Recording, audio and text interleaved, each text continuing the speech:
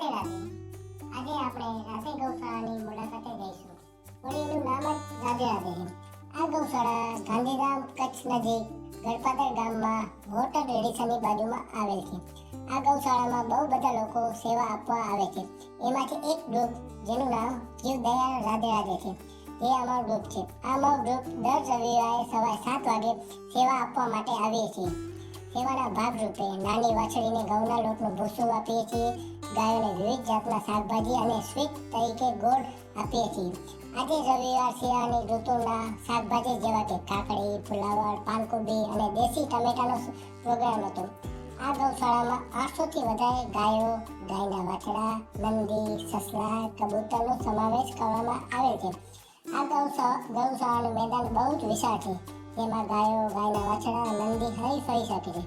હમણાં જ એક બહુ મોટા શેડ તૈયાર કરવામાં આવ્યો છે, જેમાં ગાયો આરામથી રહી શકે છે. આ શેડમાં ગાયોને ઠંડી સામે રક્ષણ મળે છે, વરસાદમાં વરસાદ સામે રક્ષણ આપે છે અને આ શેડમાં પંખાની વ્યવસ્થા કરેલ છે, જેથી ઉનાળામાં તડકા અને ગરમી સામે રક્ષણ મેળવી શકે છે.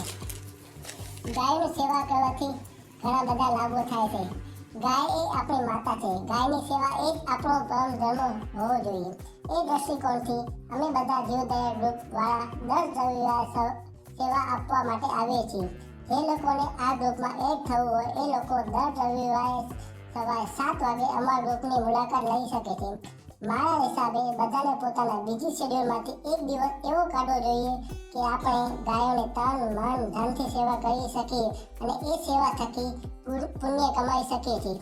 આપણા આજુબાજુ ઘણા બધા ગૌ પ્રેમીઓ છે, જે લોકોને સમયના અભાવથી શારીરિક સેવા નથી આપી શકતા, એટલા માટે તેઓ આર્થિક સેવા આપે છે.